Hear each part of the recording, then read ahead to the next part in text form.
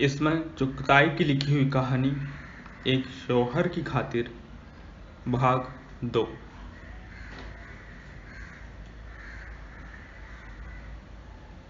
एक खुदा जब दुआएं कबूल करने पर आता है तो यूं दुआ कबूल करता है, तेरे बंदों को किस तरह चैन नहीं। ये तेरी नाचीज बंदी तन्हा थी, इसने दूसरी सवारी चाहिए तो तूने यूं अजाब की तरह मुसाफिर लाने शुरू कर दिए, और मुसाफिरों से अधिक सामान। वैसे भाई हमें क्या हक है कि तेरे कामों में दखल दें, मगर परवरदिगार इतना तो सोचा होता कि इंसान में तूने कितनी बर्दाश्त दी है उतनी ही बोझ लादा। कहते हैं हम तो बस।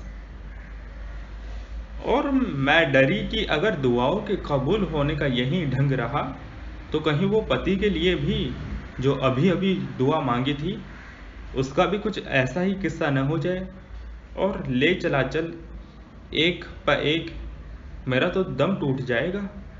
मैं एक के ही कमीज में बटन लगा दूं और चाय बना दूं तो बहुत जानूं, मुझसे भला इतने काहे को झेले जाएंगे। सुस्त मिट्टी वैसे ही हूँ, अब इतने मियाँओं को कौन मेरे बैठे के भुगतेगा। कहते हैं कि डाक खाने में अगर भूले से गलत खत चला जाए तो थोड़ी सी रिश्वत लेकर वापस ले सकते हैं। काश दुआओं के मामले में कुछ ऐसी ही व्यवस्था हो, मगर दुआ एक बार मांगी जा चुकी थी और लगातार कबूल हो रही थी। नई महिला यात्री सुशील थीं और आवश्यकता से अधिक दूसरों के लिए फिक्रमंद। कुछ बीमारी, कुछ धीरे धीरे बोलने की आदि, मुझे उन पर बेहद प्यार आने लगा। हैदराबाद जा रही हैं आप? उन्होंने बड़े शौक से पूछा। मैं डरी कि इनकार कर दूंगी तो खफा हो जाएंगी, अतः मैंने प्यार से इनकार किया और बताया कि बम्बई जा रही हूँ। अहमदाबाद से आई होंगी। किस होशियारी से वो पुरानी बोतलों में नई दवा भरकर सर सहलाकर पिला रही थी, मगर उनका चेहरा इतना रोया हुआ सा था कि दिल दुखाने की हिम्मत न पड़ी। मैंने बताया, पढ़ती हैं वहाँ? जी नहीं, इंटरव्यू के लिए जा रही हूँ।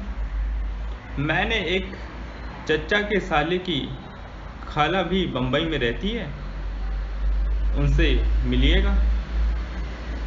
मैंने वादा कर लिया। भला मैं कहाँ उनके चचा के साले की खालाओं को ढूंढती। वहाँ आपके माता पिता हैं? नहीं, मेरे बोलने ही नहीं दिया, खुद बोली। अच्छा, आपके पति होंगे? घिन, वो देखिए घुमा फिराकर एक टांग मुर्गे की पति हिंदुस्तान के हैं। पति इतने मरखने नाके काट ले तलाके दे दे, बड़ी मुश्किल से मिले, और मिले तो निखट्टू अंडीबाजी करे, जुआ खेले, मगर बीवियां हैं कि बारी जा रही हैं। जिसे देखिए पति के जिक्र में व्यस्त, जिसे देखिए अपने या पुराने पति का रोना रो रही हैं।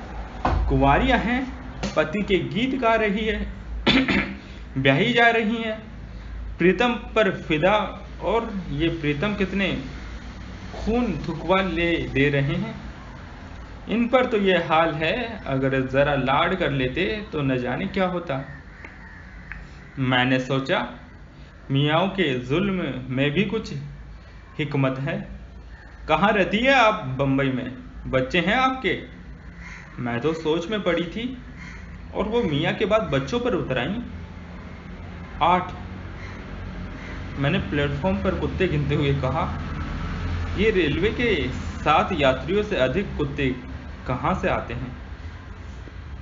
हाँ, क्यों आप क्यों बुरा मानती हैं? विश्वास ना आए तो उतर कर गिन लीजिए। अब मैं रास्ते में कैसे उतरूं? हाँ, इंशाअल्लाह कभी आना हुआ मेरे चचा के साले की खाला के यहाँ तो। मगर बहन, मालूम तो नहीं होता मुंह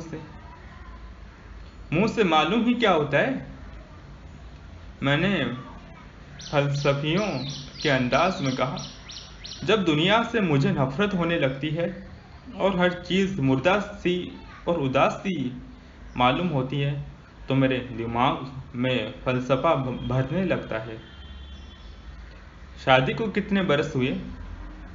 उन्होंने कुछ देर के बाद पूछा। 4 बरस 3 महीने और 8 बच्चे। ए बहन, मैं समझती थी चलो होंगे, मगर हो जा अब और नहीं दबूंगी, वरना बच्चों के बाद ये नवासे पोते भी मेरे सर मड़े देंगे और वो बीबियाँ जो मेरी हालत से परिचित हैं ऊँघ न चुकी, फिर बेकार ले दे पड़ेगी। 8 बच्चों से वैसे ही रूह कांपती जा रही थी। हाँ हाँ कहती तो हूँ 8। माशाअल्लाह सब जिंदा है, मगर बहन ये हुए कैसे? कैसे होते हैं? दुनिया जहां में होते हैं वैसे ही हुए होंगे। मेरा मतलब 4 साल में। हाँ मैं समझी। अच्छा ये मालूम करना चाहती है आप तो ये हुआ कि कभी 2 कभी 3 और हैं वो कॉपी। और मुझे बुरा लगा कि आखिर वो कौन होती हैं बुरा मानने वाली। ये मेरा निजी मामला है, आखिर उन्हें क्या चाहिए? कोई एक बच्चा ले दे चाहे या फिर एकदम 10। वही हुआ जिसका मुझे डर था। पिछले मुलाकाती जाग उठी। सुना बहन, इनके 2-2 3-3 एक साथ हुए हैं। उन्होंने शिकायत की और वो घबराकर अपने बच्चे गिनने लगी, क्योंकि सिवाय बच्चों के उन्होंने कुछ नहीं सुना। क्या किस्सा है? दूसरी बोली। जब किस्सा समझा दिया गया तो तीनों बिगड़ खड़ी हुई। अभी कहती थी शादी नहीं होती और अभी 2-2 3-3 बच्चे एक साथ होने लगे। एक ने डांटा। मेरी क्यों न होती शादी, खुदा न करे तुम्हारी ही न हुई होगी। बात बिगड़ने लगी। पास में एक टिकट चेकर गुजरे और जाने कौन थे। नजर कीजिए तो हर रेल का नौकर टिकट चेकर ही लगता है। मैंने झुककर उनसे समय पूछा।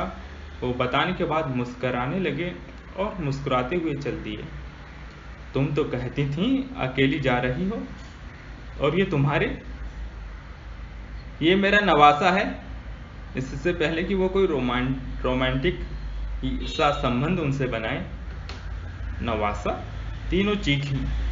अल्लाह, ये आज इन लोगों को मुझे से कहाँ का बैर पड़ गया था कि मेरे खानदान के हर सदस्य के जिक्र पर बन बन कर चौंक रही थी। क्या कहती है लड़की, ये तेरा नवासा? कि तो आपको क्या? बहन बाल तो सफेद थे उनके।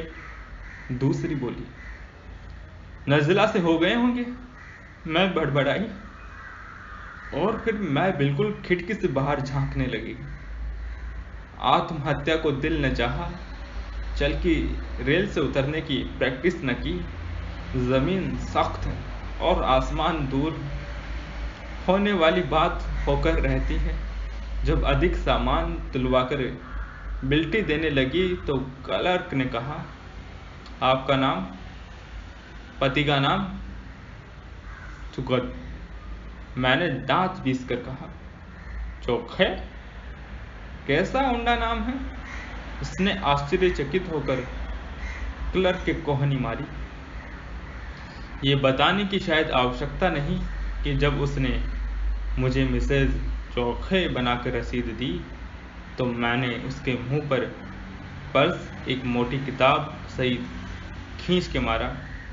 और ये सब कुछ हुआ बस एक शौहर की खातिर।